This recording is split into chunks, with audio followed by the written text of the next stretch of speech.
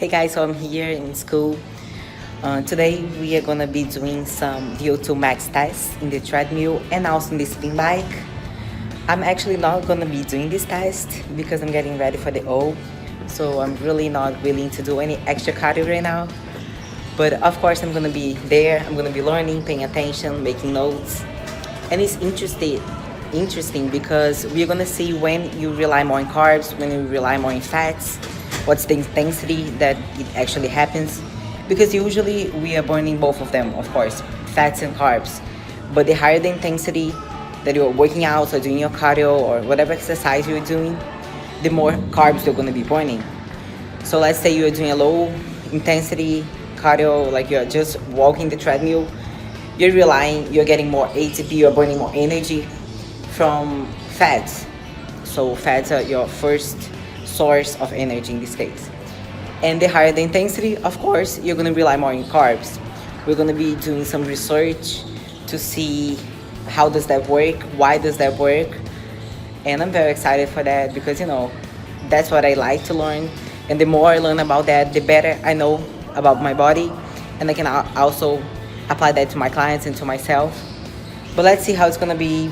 I'm just waiting outside. I'm gonna record a little bit there so you guys can see how the test is done. Okay, and then can you hold that there for me?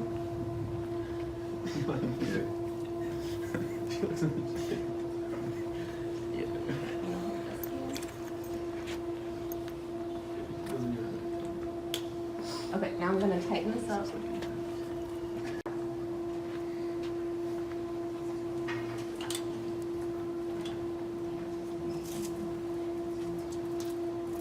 The main things that we're looking at here are VO2, RE, heart rate. So everything that you see on this screen here, this is not in real time, it's in 15-second updates. You've met one of the criteria. And then of course, heart rate needs to reach heart rate max. And then last thing I'll say before I go back behind the computer, one of the other criteria is that we need to see a plateau in oxygen uptake. So right here, this is the graph that we can look at. It's kind of hard to see on this graph. We can also look here at our sheet that's recording everything. But we really want to see for about a minute and a half or so a plateau in oxygen uptake. So right now this number is going to continue to rise and rise. Good job, Devin. Keep going. Keep working. Keep working. Got this. Let's go. Come on, stay up on the treadmill now. Stay up, stay up. Come on, come on. Let's go, Devin. Good job. Stay focused now. Come on, keep pushing through. Keep pushing through. Come on, come on. Keep it up. Can you give us 30 more seconds at least? All right, good. Come on, keep it up. Let's go, Devin. Let's go. Come on. Keep working.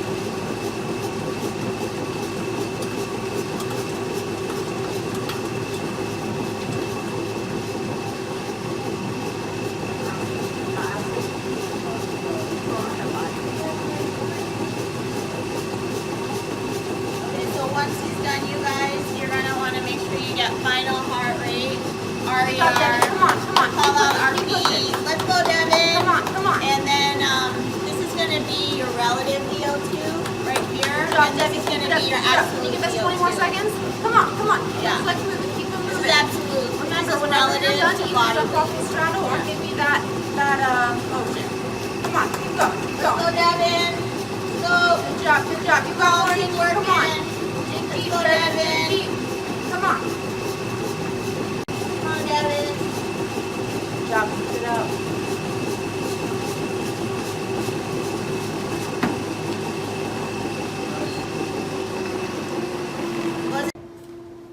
Okay, so if we're going to, so absolute VO2 max is going to be 4.22.